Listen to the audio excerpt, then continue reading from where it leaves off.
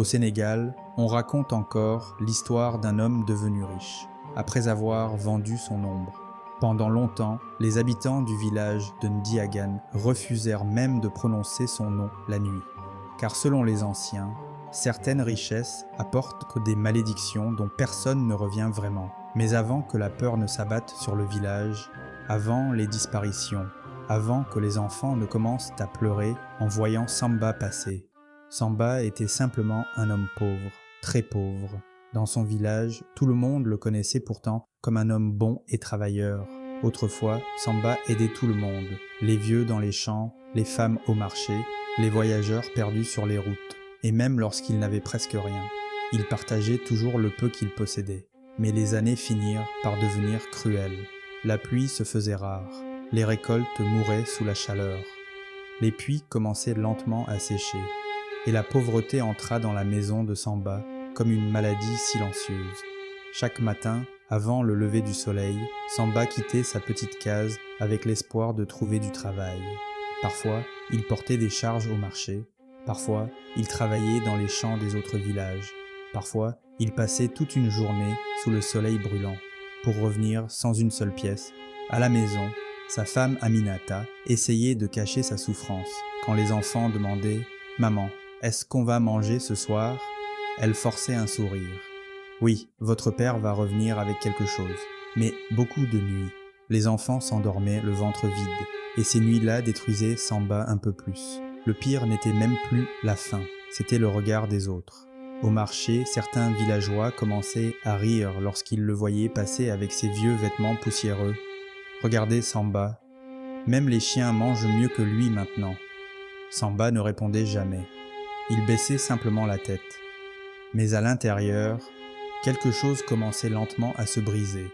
Un matin, poussé par le désespoir, il décida d'aller voir El Hadj Demba, le plus riche commerçant du village.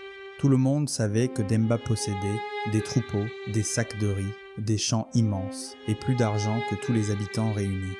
Après plusieurs heures de marche sous la chaleur, Samba arriva enfin devant sa grande maison. Il retira humblement ses sandales avant de s'approcher. « El Hadj, je suis venu demander du travail. Mes enfants ont faim. » Le commerçant leva lentement les yeux vers lui. Puis il éclata de rire. Les hommes autour commencèrent eux aussi à rire. « Du travail ?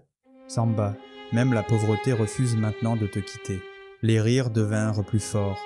Samba sentit son cœur se serrer de honte, mais il resta silencieux. Finalement, El Hadj Demba prit un petit sac et le lança au sol devant lui. « Tiens, prends ça. » Samba ouvrit lentement le sac. Quelques grains de mil, mélangés à du sable. Les hommes éclatèrent encore de rire. Même les poules ne mangeront pas ça. Samba sentit ses yeux se remplir de larmes. Mais malgré l'humiliation, il ramassa quand même le sac, parce qu'à cet instant, même ce mélange de sable et de mil représentait quelque chose pour ses enfants. En quittant le village, le ciel commença soudainement à devenir noir.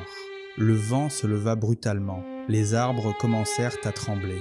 Les anciens fermèrent rapidement leurs portes, car dans cette région, on disait que certains vents ne venaient pas de Dieu. Samba accéléra le pas sur le chemin poussiéreux, puis soudain, le petit sac glissa de ses mains et tomba au sol. Les grains se dispersèrent dans la poussière. Alors qu'il essayait de les ramasser rapidement, une voix grave surgit derrière lui. « Tu souffres beaucoup, Samba. » Le sang de Samba se glaça. Lentement, il se retourna.